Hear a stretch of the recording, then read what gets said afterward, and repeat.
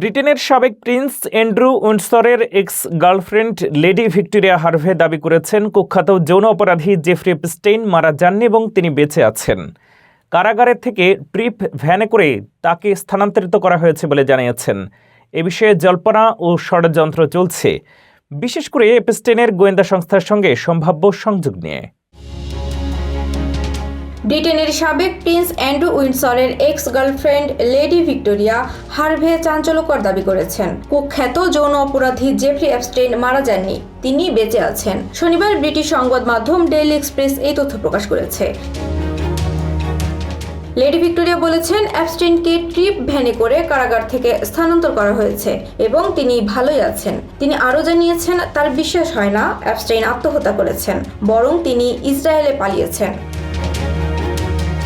2019 সালে নিউ ইয়র্কের কারাগারে এপস্টেইন মারা যাওয়ার খবর জানানো হলেও তার মৃত্যু ঘিরে নানা জল্পনা রয়েছে।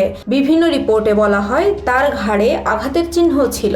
সাম্প্রতিক সময় মার্কিন গোয়েন্দা সংস্থা FBI জানিয়েছে এপস্টেইন ইসরায়েলের গোয়েন্দা সংস্থা মোসাদের প্রশিক্ষিত এজেন্ট ছিলেন। কিছু রিপোর্টে বলা হয় তিনি যুক্তরাষ্ট্র ও ইসরায়েলের গোয়েন্দা সংস্থার চর হিসেবে কাজ করছিলেন। গত 2 মাসে যুক্তরাষ্ট্রের বিচার বিভাগ যৌন পাচার সংক্রান্ত লাখ লাখ নথি প্রকাশ করেছে, যেখানে বিশ্বের প্রভাবশালী ব্যক্তিদের নাম ও চাঞ্চল্যকর তথ্য উঠে এসেছে।